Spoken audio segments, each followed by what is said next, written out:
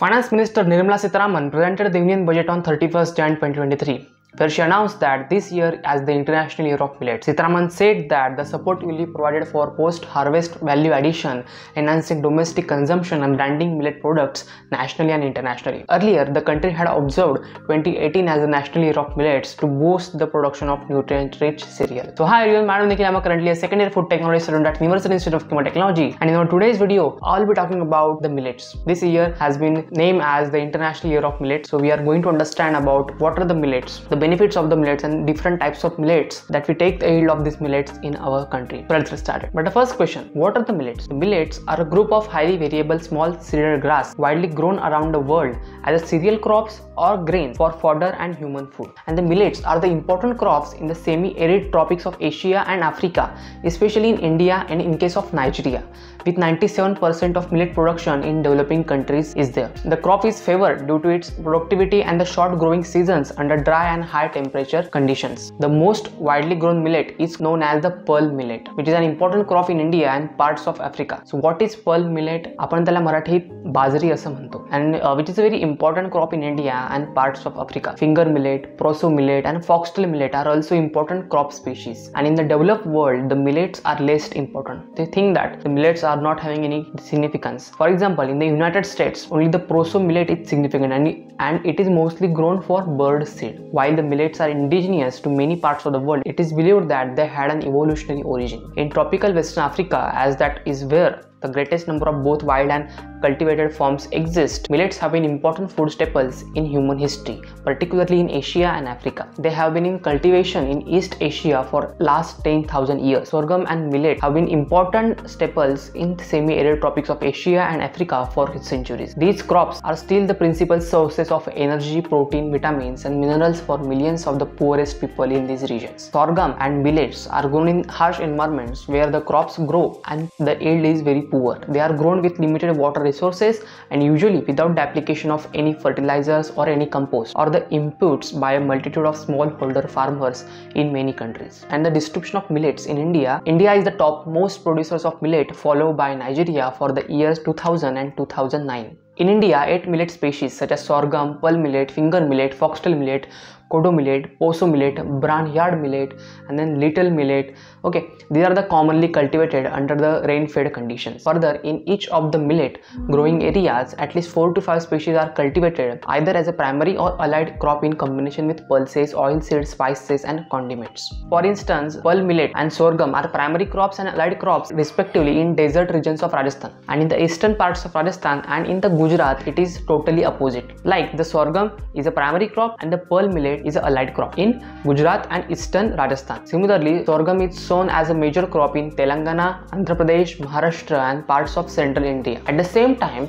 it is considered as a fodder crop in some of the southern regions. Likewise, finger millet is a primary crop in Tamil Nadu and Gujarat, while the same is a minor crop in Telangana. Okay, hence the spatial distribution of millets as a primary crop or allied crop largely depends on the growing habitat and the amount of rainfall the region receives. While sorghum predominates in areas receiving annual rainfall beyond 400 mm, the pearl millets rivals it in the areas with an usual rainfall of 350 mm. Okay, further the small millets like finger millet, foxtail millet and barnyard millet, little millet and proso millet are found in the most of the southern and central states of India, especially wherever annual rainfall is below 350 mm, perhaps where no other cereal crops can grow under such moisture stresses. Some major types. First type is sorghum, also known as jawar.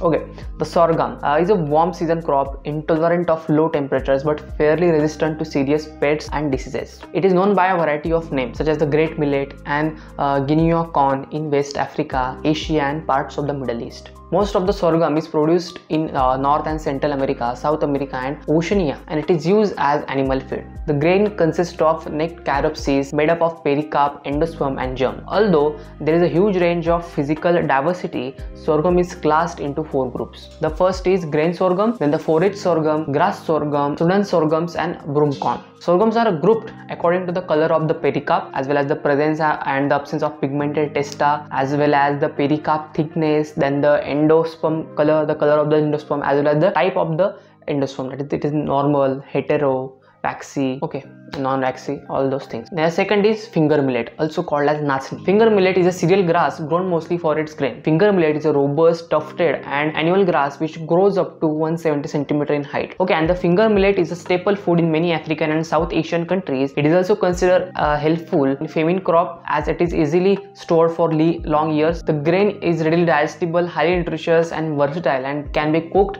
like rice, ground to make a porridge or flour, or used to make cakes. In this category, the sprouted grains are recommended for infants and elderly people. Finger millet is also used to make liquor and beer, which yields byproducts which can again use for livestock feed for the animals. And finger millet grain is not widely used for livestock. It is primarily a food grain, but it is of lesser quality for livestock than maize, sorghum and pearl millet. In India, it is sometimes used for feeding infant calves, growing animals, as well as sick and convalescing animals. The third is pearl millet, also known as bajri. Pearl millet originated in central tropical Africa and widely distributed in the drier tropics of India. It was introduced into the western strait in the 1850s and became established as the minor forage in the southeast and Gulf Coast states. The plant was probably domesticated as a food crop some 4,000 to 5,000 years ago along the southern margins of the central highlands of the Sahara. Okay, and it has since become widely distributed across the semi-arid tropics of Africa and Asia.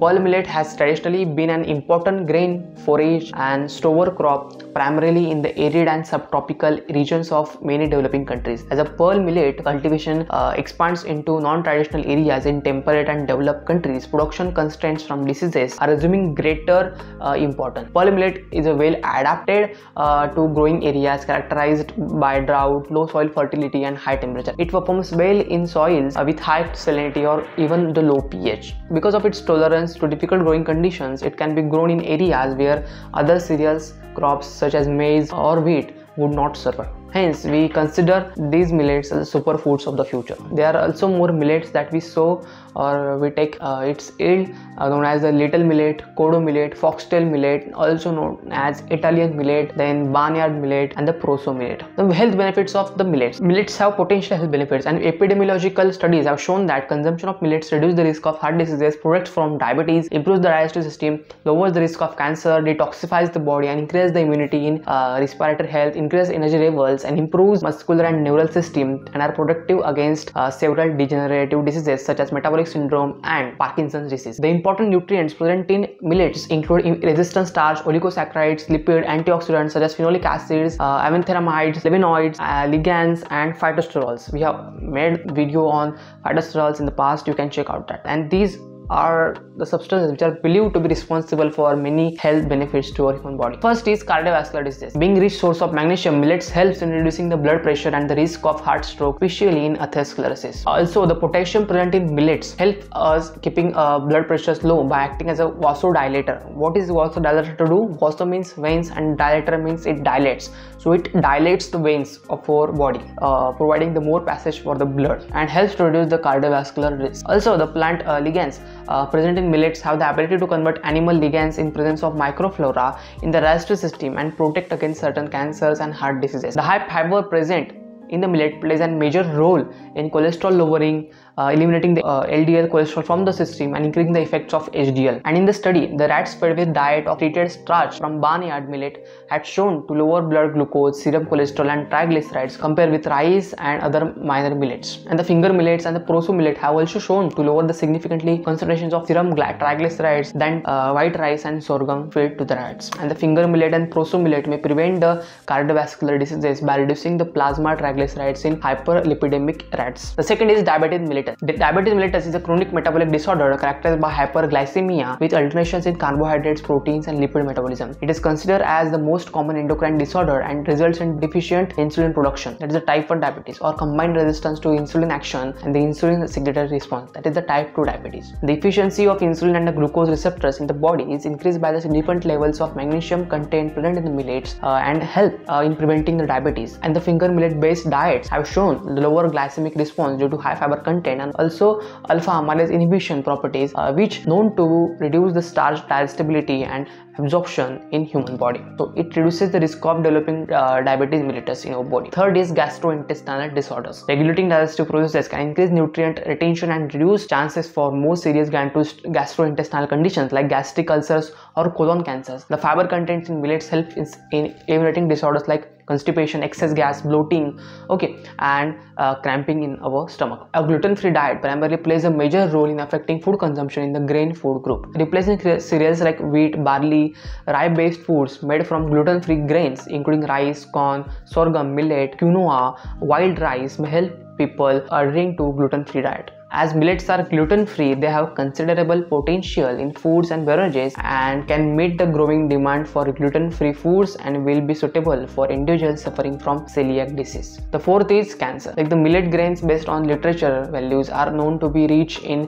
phenolic acid, tannins and phytate. These nutrients reduce the risk for colon and breast cancer in animals. The fiber content in sorghum and also the phenolic compounds have been attributed for lower incidence of esophageal cancer than those consuming wheat or maize. Recent research has revealed that fiber is one of the best and easiest ways to prevent the onset of breast cancer in women. They can reduce their chances of breast cancer by more than 50% by eating more than 30 grams of fiber eating per day. The fifth is detoxification of body, that is the antioxidant properties. Many of the antioxidants found in millet have beneficial impact on neutralizing the free radicals which can cause cancer and clean up other toxins from our body, such as those in the kidneys and liver. Quercetin, curcumin, ellagic acid and various other beneficial catechins can help to clear the system on any foreign agents and toxins by promoting proper excretion. So we can tell that millets can help us to lower the bad cholesterol, that prevents the onset of breast cancer, then helps to prevent type 2 diabetes, effective in reducing blood pressure, helps to protect against heart diseases,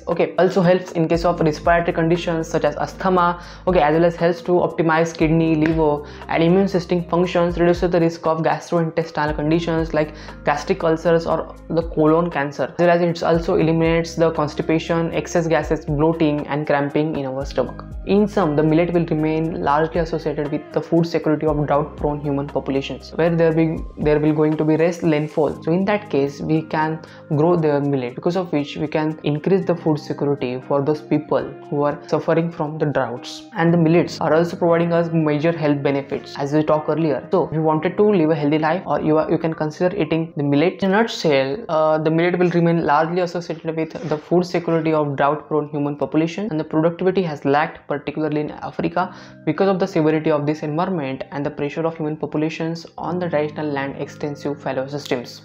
So correspondingly, productivity improvements will contribute most directly to the elevation of poverty and food insecurity. The prospects for the expansion of market flows are reasonable if targeted within food deficit areas. However, the prospects for commercial trade are limited except in small specialty markets for flour, malt, feed grain and bird seed. So we are looking for millets as a superfood for the future. Like they can grow in less availability of water, arid regions, desert regions, so we can rely on them in case of the future, in case of the increasing in temperature and less availability of water. So that's it for today, guys. This video has added new values to life. Like if you learn something new today, then please consider to subscribe to the channel. Until next time, stay tuned, stay safe, stay healthy. See you soon in the next one. Bye bye.